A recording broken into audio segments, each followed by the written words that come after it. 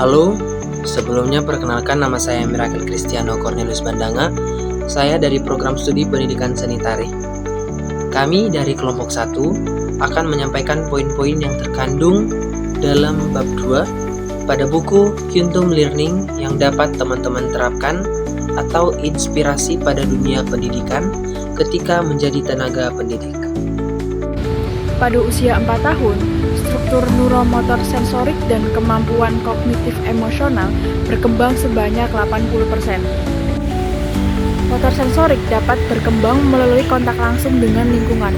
Contohnya seperti merangkak di pasir, bermain air, atau bermain benda dengan tekstur dan ukuran yang berbeda-beda.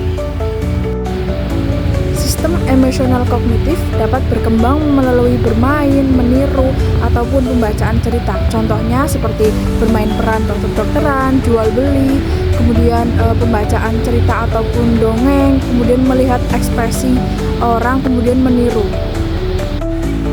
Kemudian yang ketiga ialah kecerdasan yang lebih tinggi, dapat berkembang jika dirawat dengan baik. Contohnya, seperti pola asuh yang penuh dengan kasih sayang.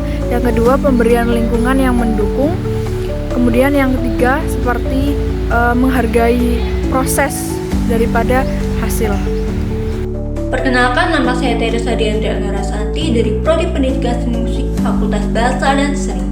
Di sini saya akan menjelaskan mengenai cara berpikir otak kanan dan otak kiri. Tentunya manusia memiliki otak dengan dua bagian, yaitu otak kanan dan juga otak kiri. Keduanya pun memiliki peran penting dalam kehidupan sehari-hari. Kedua bagian otak tersebut sangatlah penting, karena jika tidak diimbangi dengan kedua bagian otak tersebut, akan menjadi stres, terutama pada bagian otak kiri yang terlalu sering digunakan, seperti bekerja, melakukan sesuatu yang terus-menerus berulang ya, karena hal itu sangat teratur di bagian otak kiri. Nah, itu bisa menyebabkan stres.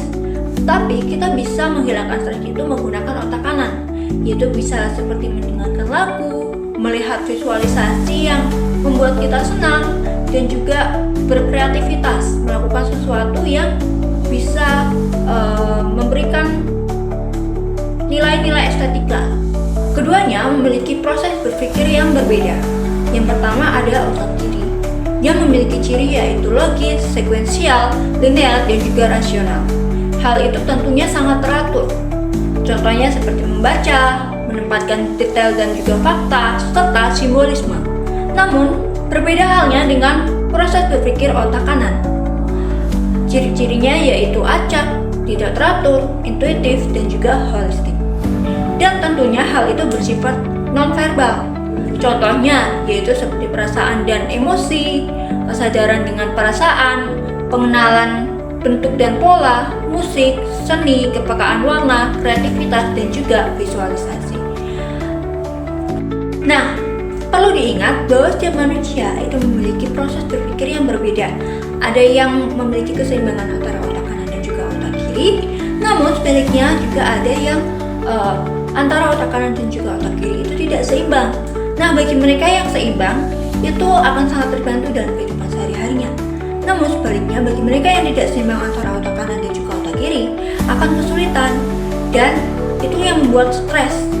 Nah, contohnya, seperti ada anak yang mungkin lebih cenderung pada otak kiri, dan itu menimbulkan dia lebih pandai di bidang akademis dan tidak pandai di bidang seni. Namun, ketika ada anak lain yang memiliki kecenderungan di bagian otak kanan, dia akan lebih pandai di bidang seni dibandingkan dengan akademis. Nah, namun mereka kedua itu bisa saling bekerja sama untuk saling melengkapi. Oke teman-teman, demikianlah dari kami kelompok 1. Saya mewakili teman-teman saya. Terima kasih dan bye-bye.